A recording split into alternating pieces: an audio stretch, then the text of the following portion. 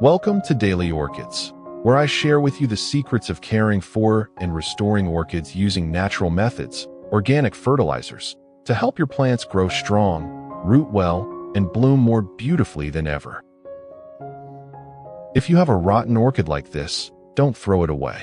In today's video, I'll show you how to restore a rotten orchid and help it come back to life.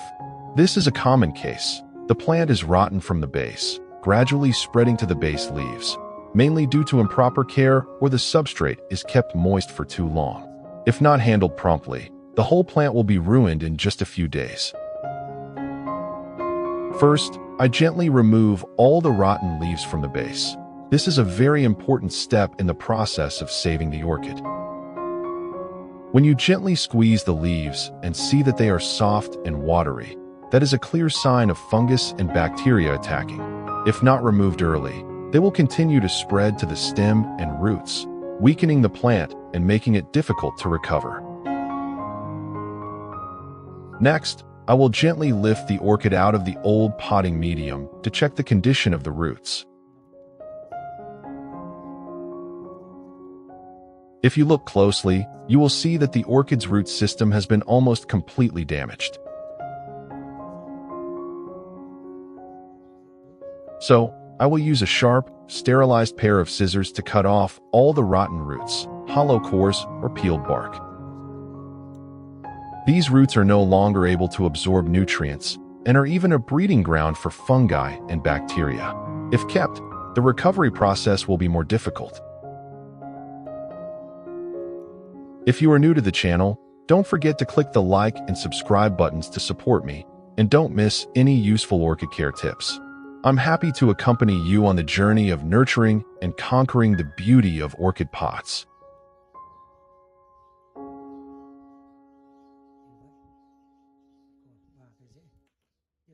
This leaf has also started to turn yellow, a sign that it is no longer able to photosynthesize effectively. So I will gently remove this leaf to help the plant focus its energy on nourishing the healthy stem and roots. After trimming all the damaged roots and leaves, I will clean the tree thoroughly with a clean stream of water. Washing with a gentle stream of water helps to completely remove impurities, dirt, and remaining rotten tissue, creating conditions for the tissue surface to be airy and dry faster. In addition, the cleaning process also helps us clearly observe the actual condition of the tree, which parts are still healthy, which parts need to be cut off. After cleaning the entire tree, I will place the tree in a cool place with gentle light and good air circulation to let the tree dry naturally before proceeding with the disinfection step. The ingredient I use to disinfect orchids is baking soda, a very familiar ingredient but highly effective in disinfecting, preventing fungus and repelling harmful insects. I use 1 teaspoon of baking soda. Put it in a clean jar. Then add about 1 liter of clean water to dilute. This ratio is enough to kill bacteria and fungi while still being safe for the young tissue of the orchid, without causing leaf burn or root rot.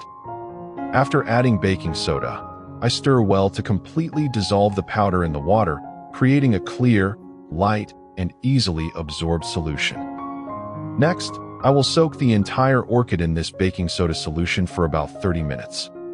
This step helps to deeply clean every crevice of the leaves, stems, and roots, kill any remaining fungus after cleaning, and at the same time create a natural protective layer to help the plant stabilize before moving on to the root recovery stage. After 30 minutes of soaking in the baking soda solution, the orchid has been completely cleaned and disinfected. At this point, I will gently lift the plant out, place it in a dry place, and then let it dry naturally before proceeding with the next care step. The first ingredient I use in today's organic fertilizer recipe is soybeans, a natural ingredient that contains many nutrients that are beneficial for orchids, especially during the root, leaf, and bud development stages. I measure about a small cup of 50 milliliters soybeans, then pour them into a clean cup. Next, I add moderately hot water to soften the beans, making the processing easier later. We will soak the soybeans for about 20 minutes. Soaking in hot water also helps to clean impurities, lightly disinfect the surface of the seeds while still keeping the nutrients inside. The next ingredient in today's organic fertilizer recipe is lotus leaves, a natural ingredient that few people pay attention to, but is very rich in nutrients that are good for orchids. If you have fresh lotus leaves, all the better, because fresh lotus leaves contain many natural enzymes, trace minerals, and antioxidants, which help stimulate root growth and increase the plant's resistance. I will cut the lotus leaves into small pieces so that when processed, the nutrients inside are extracted to the maximum. Lotus leaves also have the effect of cooling the plant, limiting heat shock and leaf burn, especially useful in hot weather or when the plant has just gone through the recovery stage. After chopping the lotus leaves, I will put them all in a blender to puree and extract all the nutrients in the leaves. Which country are you watching this video from? Leave a comment below to let me know. It's great that we can connect and share our passion for orchids from all over the world.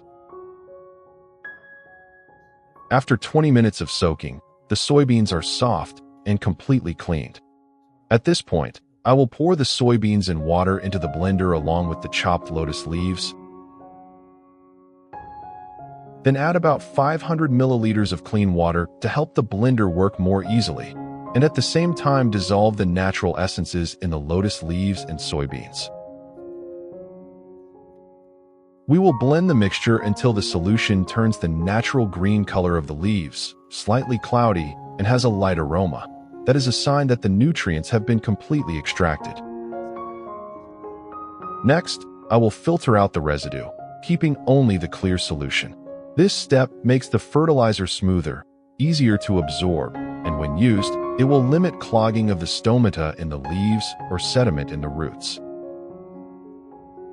The resulting solution is a natural organic fertilizer for orchids, rich in nitrogen, minerals, and biological enzymes, helping the plant recover quickly, roots grow strongly, and leaves are green and shiny.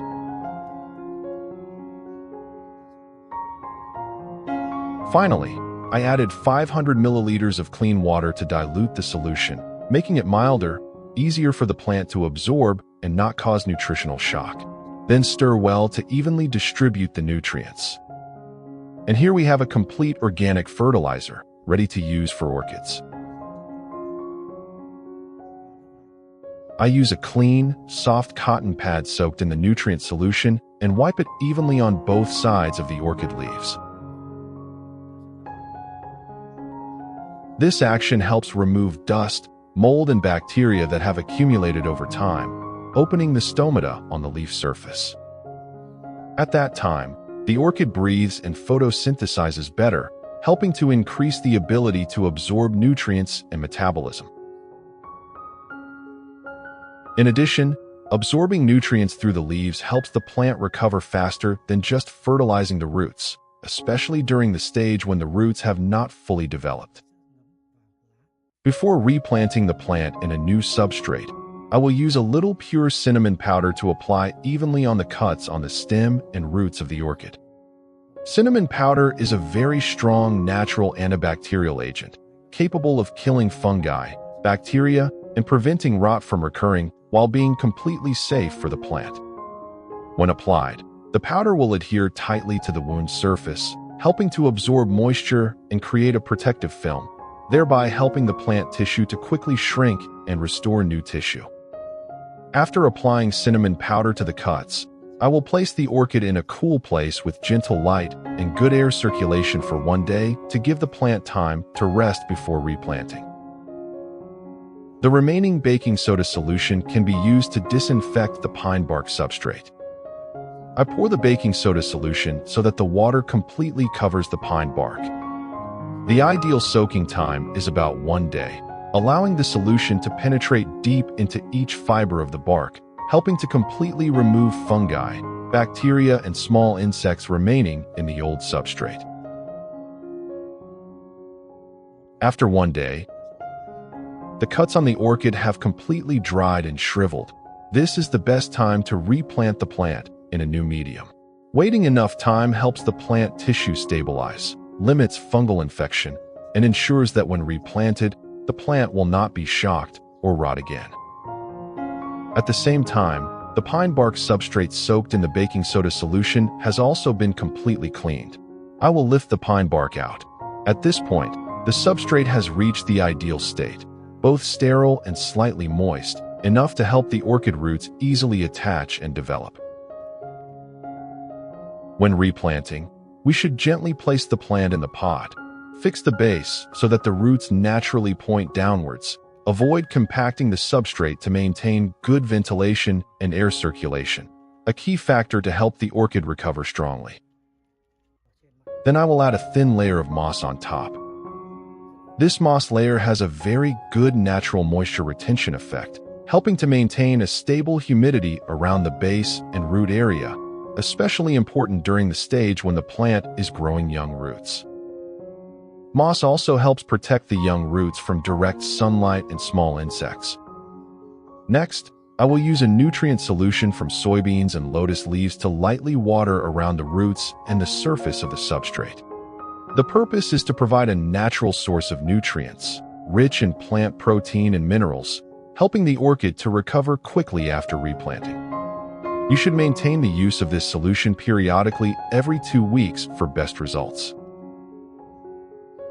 During this period, place the plant in a cool place with gentle light and good air circulation. This helps the plant gradually adapt to the new environment, limit fungal diseases, and increase the ability to recover naturally.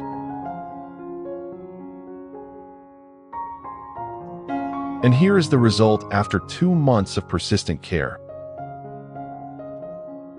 You see, a new green, smooth shoot has grown up full of vitality. This is the clearest proof that we have applied the right recovery method, helping the plant regain its vitality and grow strongly again.